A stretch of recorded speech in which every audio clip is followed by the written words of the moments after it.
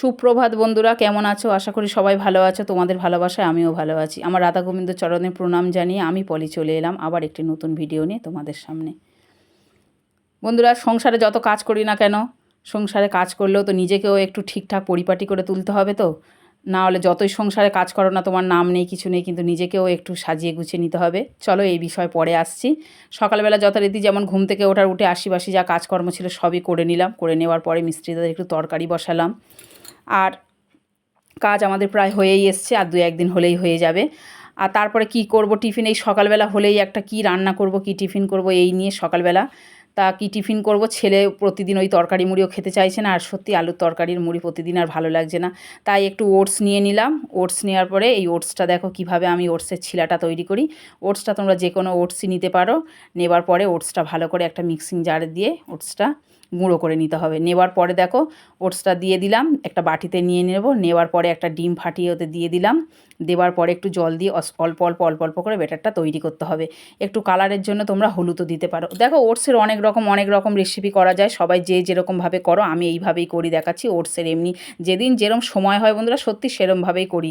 কেননা প্রত্যেক দিন যদি না সময় হয়, সত্যি এমনি ওটস হয়তো কোনো দিন সিদ্ধ করেই খেয়ে নিলাম, বা কোনো দিন ওটসের রুটি করলাম, বা কোনো দিন এগ রোল করলাম, এইভাবেই করি। তা দেখো ঘরে আমার সবজি ছিল, সবজির মধ্যে আমি একটু গাজর আর একটু পেঁয়াজ আর একটু কাঁচা লঙ্কা কুচি দিয়ে দিলাম। আর এতে অবশ্যই একটা ডিম ফাটিয়ে দেবে। ডিমটা দিলে কি হয়, একটু নরম ভাবটা থাকে, খেতেও খুব সুন্দর লাগে। এটা আমাদের বাড়িতে সবাই প্রত্যেকেই পছন্দ করে, এমন আমার ছেলে ওটস খেতে চায় না, কিন্তু এই রেসিপিটা করলে সত্যি খুব ভালোবাসে।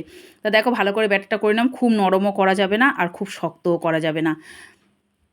করার পরে এবারে একটা ফ্রাইং প্যান নিলাম, নিয়ে একটু অল্প করে সাদা তেল ব্রাশ করে নিলাম। বেশি তেলেরও দরকার নেই, অল্প অল্প তেল দিলেও হবে। এই প্রত্যেক দিন না সকালবেলা খালি চিন্তা কি টিফিন খাবো। ছেলে যদি স্কুল থাকে তো অবশ্যই তার তো একটা যাও টিফিন করে দিতে হবে, নয় রুটি নয় তরকারি যাও।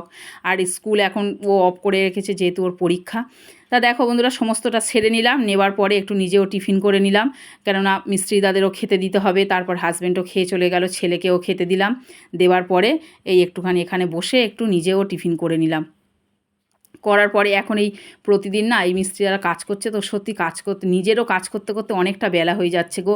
একবার এরা ডাকে, এদের কাছে যাই, একবার নিজে একটু কাজ হয়তো দেখলাম, এই করে করে তারপরে এদিকে কাজকর্ম সেরে নিলাম। সেরে নেওয়ার পরে স্নানটাও করে নিলাম। স্নান টান করে নিয়ে দেখো পুজোটা দিয়ে এসেই তোমাদের সামনে একটু এলাম কথা বলতে। তারপরে এবার যথারীতি কী করব আজকে রান্নাবান্না তেমন কিছু করিনি। কেননা রান্নাবান্না করিনি বলতে, আগের দিন দেখলে আমাদের মিস্ত্রিরা 5 জন খাওয়া দাওয়া করেছিল, সেই তরকারি না বন্ধুরা অনেকটাই রয়ে গেছে গো।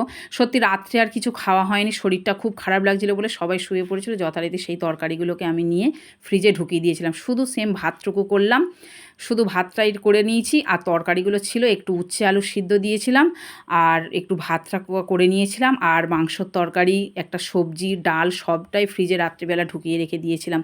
কেননা আর ভালো লাগছিল না, অনেকটা বেলাতে খাওয়া হয়েছিল তো, প্রায় 5টা 5:30 বেজে গেছিলো। তোমাদের তো আগের ব্লগে সবটাই বলেছি।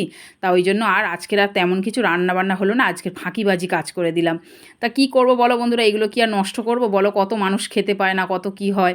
আর তরকারি সত্যি কথা আমরা ফ্রিজে খুব একটা রেখে খাওয়া হয় না গো। আমরা যেমন করি, এবেলা হয়তো করলাম, ওবেলা খাওয়া হয়ে গেল। কিন্তু কি করব, আজকের অনেকটাই রয়ে গেছে। মাংসর তরকারি, একটা সবজি, ঠিক মানে কি বলো তো, ছোটো সংসার তো, ঠিক আইডিয়া করতে পারি না গো। আজও সেই মাকে ফোন করে জানতে হয়, মা 5 জন লোক হলে কতটা চাল নেব, বাবাকে জানতে হয়, কখন হয়তো শাশুড়ি মার কাছে ফোন করে জানতে চাই। সত্যি কথা মানে বিশ্বাস করো, একানে না মানে 3 জন 4 জনের রান্না করতে করতে এমন অভ্যস্ত না, আমি পরিমাণটা ঠিকঠাক মতো করতে পারি না গো।